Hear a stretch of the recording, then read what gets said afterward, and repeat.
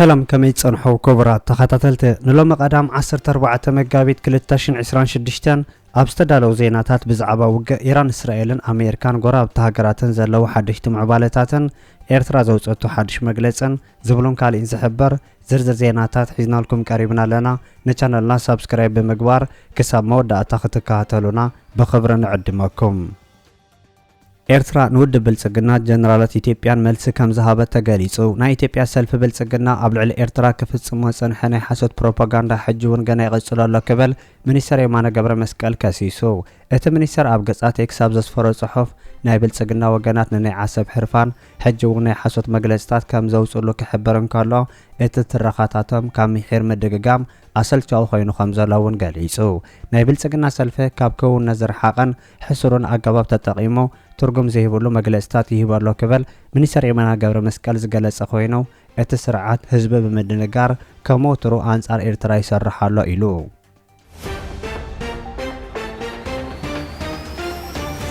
ኣሜሪካን እስራኤልን ኣብ ልዕሊ ኢራን ዘካየድዎ ዘለዉ ደብዳባት ኣብ ዝቕጽለሉ ዘሎ እዋን ኢራን ውን ገብረ መልሳዊ መጥቃዕቲ ተዝንብ ከም ዘላውን ዝሕበር ዘሎ ኮይኑ ናይ ኣሜሪካ ወተሃደራዊ ነፋሪት መውዳቃን ኣብኣ ዝነበሩ 6 መራሕቲ ነፋሪት ከም ዝሞቱ ውን ይግለጽ ኣሎ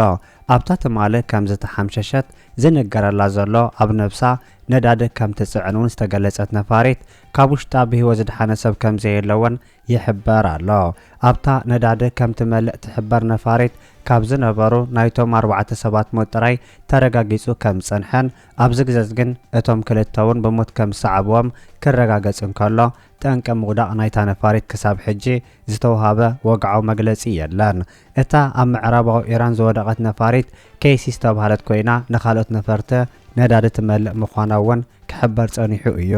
እታ ነፋሪት ብናይ ኢራን ወገናት ከም ዝተሃረመት ዝገልጽ ጸብጻብ ክወጽእ ጸንሐ ኮይኑ ኣብታ ነፋሪት ዝነበሩ ሰባት ክድሕኑ ዝኽእሉሉ ኣገባባት ከም ዝነበረውን ዝሕብሩ ናይ ኣሜሪካ ወገናት እቶም ኣብረርቲ ኣብ ንጹር ቦታ ብምውዳቖም ንናይ ድሕነቶም ተኽእሎ ናብ ዜሮ ምቕያር እውን ሓቢሮም ኣለዉ እታ ኬሲ 135 ዝተባሃለት ዓባይ ነፋሪት ንኻልእ ነፈርቲ እውን ኣብ ሰማይ እንከለዋ ብዙሕ ግዜ ናይ ምምላእ ስጉምቲ ምውሳዳን ኣብ ዝኾነ ናይ በረራን ምምላእ ነዳዲ ንጥፈታት ዝኾነ ጸገም ኣጋጢሞዋ ከም ዘይፈልጥ እውን ተገሊጹ ኣሎ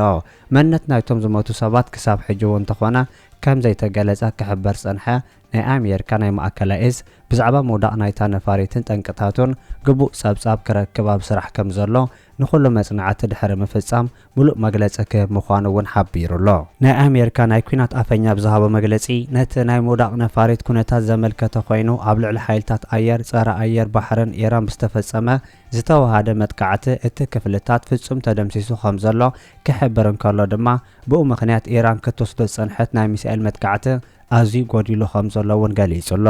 ኢራን ብ9 ሚእታዊት ናይ ምጥቃዕ ዓቕማ ከም ዝጎደለ ዝሕብር ናይ ኣሜሪካ ናይ ሰራዊት ጸሓፊ ብወገኑ መጥቃዕታት ሚሳኤላት ኢራን ብ9 ሚእታዊት ከም ዝነከየን ንመጥቃዕቲ ተወንጭፈን ዘይመለሳ ድሮናት ድማ ብ95 ሚእታዊት ከም ዝጎደላ ጠቒሱሎ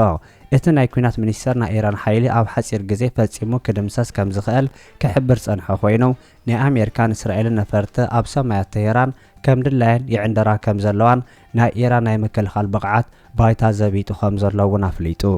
ኢራን ኣብ ወተሃደራዊ ግጥም ዝኾነ ዝጭበጥ ሓይሊ ስለ ዘይብላ ኣብ ናይ ሽበራ ስራሓት ተዋፊራ ኣብ ትሕቲ ናይ ሕርሙዝ መጻቦ ፈንጅታት ኣብ ምትካልን ተሓቢእኻ ንዝሓልፋ መራኸብ ኣብ ምጥቃዕ ጥራይ ተዋፊራ ከም ትርከብ ዝሕብር እቲ ናይ ኣሜሪካ ወገን ኢራን ካብ ናይ ወተሃደራዊ ግጥማት ናብ ቁጠባዊ ግጥማት ከም ሰገረትን ንግዚኡ ዋጋታት ነዳዲ ኣብ ምልዓል ትሰርሕ ከም ዘላውን ገሊጹ ኣሎ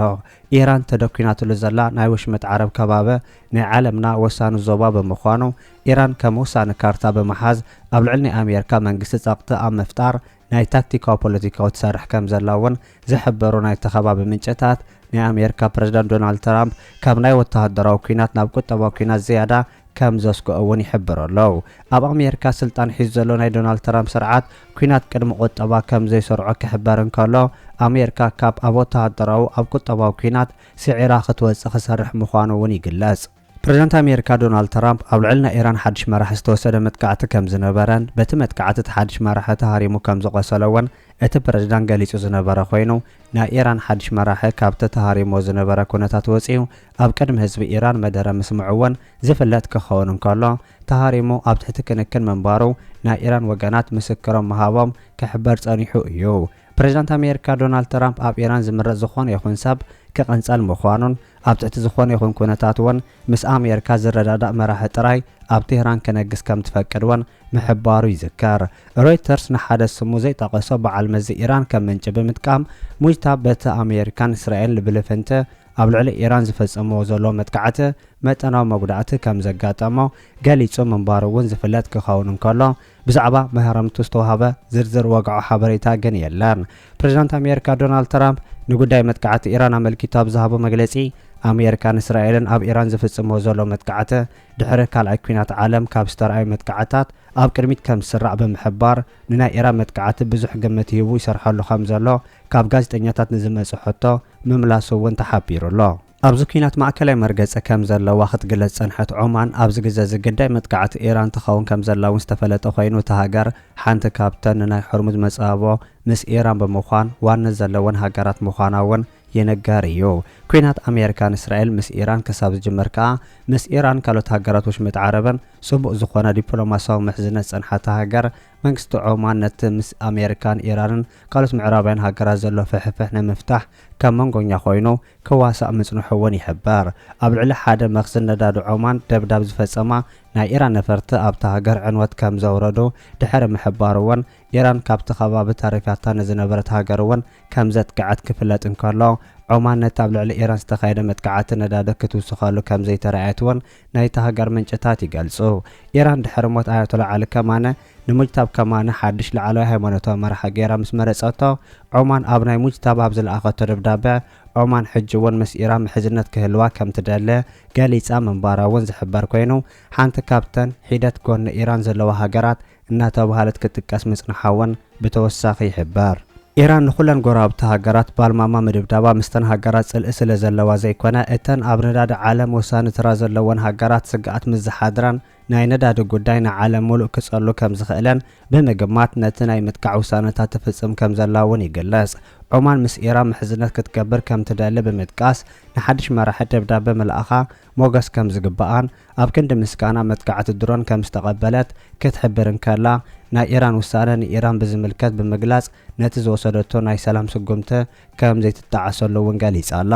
ኣብ ዱባይ ሕብረት መሬት ዓረብ ናይ ድሮ መጥቃዕቲ ምቕጻሉን ሓንቲ ዝተሓምሽሽት ድሮን ኣብ ልዕሊ ገዛውቲ ብምውዳቓ ጉድኣት ምውራዳ እውን ዝተሓበረ ኮይኑ ኢራን እተን ጎራብቲ ሃገራት ዘይቐስናሉ ስትራቴጂ ሓንፂፃ ትሰርሕ ከም ዘላ እውን ምንጭታት ናይቲ ከባቢ ይገልጹ። እቲ ኩናት ካብ ዝጅመር ኣብ መላእ ሕብረት መሬት ዓረብ ብመጥቃዕቲ ኢራን 6 ሰባት ክሞቱ እንከለዉ ልዕሊ 130 ሰባት ፎኪስን ከቢድ መጉዳእቲ ኣጋጢሞም ከም ዘለውን ናይቲ ሃገር ጸብጻባት ይገልጹ። ኣብ ኦማን ሓንቲ ሰበል ቦነፋሪት ተሃሪማ ብምውዳቓ ድማ 2 ሰባት ከም ዝሞቱን መንግስታዊ ማእከል ዜና ሓቢረ መንባረን ዝሕበር ክኸውን ከሎ እቲ ሓንቲ ኣብ ምምሕዳር ሶሃር ኣብ ዝርከብ ማእከል ኢንዱስትሪ ከባቢ ኣልሓዎ ብምውዳቓ 2 ዜጋታት ወጻእ ከም ዝሞቱን ካልኦት ሓያሎ ከም ዝቆሰሉ ሓደ ምንጭ ጸጥታ ንኣገልግሎት ዜና ኦማን ሓቢሩሎ። እታ ካልእቲ ሰበል ቦነፋሪት እውን ኣብ ሶሃር ኣብ ክፉት ቦታ ተሓምሻ ዝኾነ ዝበጽሐ ጉድኣት ከም ዘየለ እቲ ሓበሬታ ወሲኹ ይገልጽ። እዚ ከምዚ ኢሉ እንከሎ ኣሜሪካ ኣብ ልዕሊ ኢራን ኣብ ታሪክ ማእከላይ ምብራቕ ዝለዓለ ዝተባሃለ ናይ ቦምባ ደብዳብ ከም ዝፈጸመት ተገሊጹ። ፕረዚዳንት ዶናልድ ትራምፕ ሎም ኣብ ዝሃቦ ትእዛዝ ማእከላይ እዝ ኣሜሪካ ኣብ ልዕሊ እታ ናይ ኢራን ክብርቲ ዕንቆ ትበሃል ደሴት ካራት ከቢድ መጥቃዕቲ ብምፍጻም ንኹሎም ወተሃደራዊ ዕላማታት ዕውት መጥቃዕቲ ከም ዝተኻየደሎም ኣፍሊጡ። ትራምፕ ኣብ ዝሃቦ መግለጺ እዚ መጥቃዕቲ እዚ ኣብ ታሪክ እቲ ዞባ እቲ ዝሓየለ ምዃኑ ገሊጹሎ። ፕረዚዳንት ትራምፕ ወሲኹ ከም ዝገለጾ ንትካላት ነዳድታ ደሴት ንግዚኡ ካብ ምዕናው ተዓቂቦም ኣለዉ። ይኹን እምበር ኢራን ናጻ ምንቅስቓስ መራኸባት ኣብ ወሽመጥ ሆርሞዝ ክትዓናቅፍ እንተደኣ ፈቲና እቲ ውሳነ ተቐይሩ ትካላት ነዳዲ እውን ክዓንዉ ምዃኖም ኣጠንቂቑሎ። ኢራን ንወቕዑ ዝኾነ ነገር ናይ ምክልኻል ዓቕሚ የብላን ዝበለ ትራምፕ ሰራዊት ኢራን ኣጽዋሮም ክወርዱን ንዝተረፈ ሃገሮም ከድሕኑ መፀዋዕታ ኣቕሪቡሎ።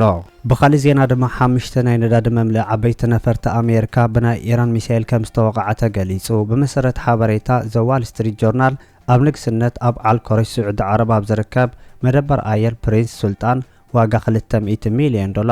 USKC 135 ዝዓይነተን 5 ናይ ነዳዲ መምልኢ ዓበይቲ ነፈርቲ ከም ዝተሃረማ ተገሊጹ።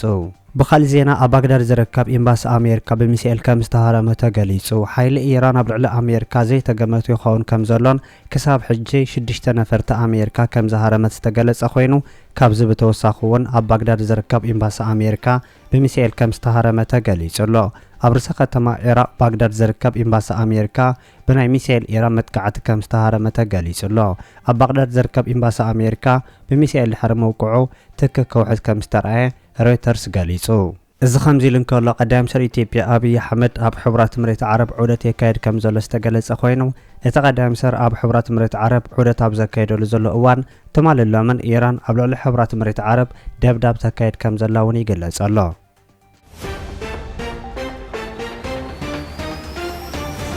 كبرات تخطاتلت نلوم استدالو زينا نزي مسل أبزغ تسألو زفنو زيناتات بقدام نتكبس حكم سابسكرايب زي قبركم سابسكرايب نخد قبرو بخبرنا عدمكم